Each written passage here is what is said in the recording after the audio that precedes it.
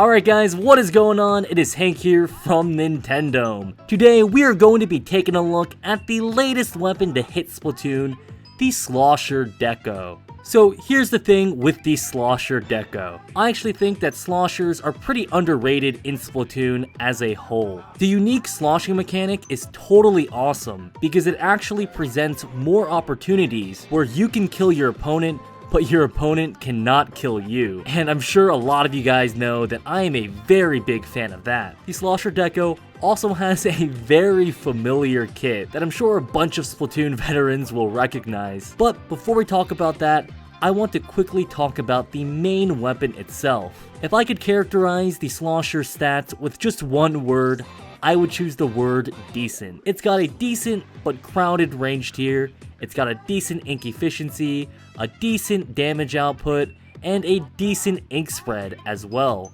However, one area where the Slosher Deco does falter a little bit is its time required to splat. Now, this can actually be mitigated by that infamous kit that I mentioned earlier. You see, it's rocking these Splash Walls sub-weapons. I'm sure some of you guys are groaning. Splash Walls are very viable, very popular, and very annoying, especially when they're being used by your opponents. So, as I'm sure you guys are all aware, if you've got a Splash Wall up in front of you, the time required to splat matters much less. Sure, a high time to splat might make you lose out on a kill, but it definitely will not cost you a death. But even with that all aside, I'm sure you guys will all agree that splash walls are incredibly strong regardless of what weapon you're rocking. Now in terms of the special weapon, the Slosher Deco is rocking the Kraken. I don't know what the deal is with Nintendo and Krakens. I guess they just have a thing for the Kraken, but they seem to love slapping it on the weapons. Whatever, it is what it is. I actually think the Kraken is pretty strong on the Slosher Deco. You see, this weapon doesn't have the weakest close combat game,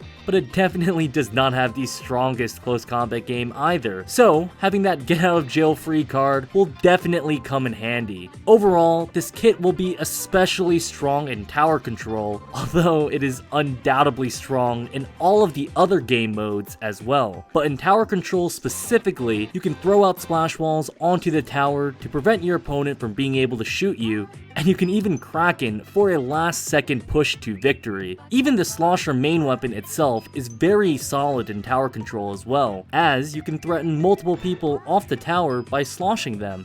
Alright, so in terms of abilities, you're generally going to want to use the same gear that you would use on the 96 Gal Deco, which is a very popular weapon that has the same sub and special weapon as the Slosher Deco. So that means rocking out some swim speed up to make your Kraken extra speedy, because you're definitely going to want to gun down your opponents with the Kraken. I also think you should be running Ink Saver main and or Ink Recovery up, as the splash walls do consume a ton of ink and there is that ink penalty after you use it. So ink management is definitely going to be a concern here, and getting some external help from abilities will only do you good. Finally, I think running Quick Respawn up and Special Saver will be very great as well. The Slosher Deco is actually in a pretty crowded range tier, so it's pretty likely that you're going to be trading a fair amount.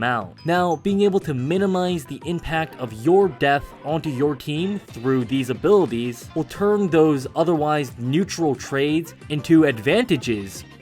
But guys, that's everything I have to say on the Slosher Deco. If you're feeling extra fresh, please go ahead and hit that like button and subscribe for more Splatoon content. As always, I really appreciate all of your support, and yeah, I guess that's it. Thank you guys so much for watching.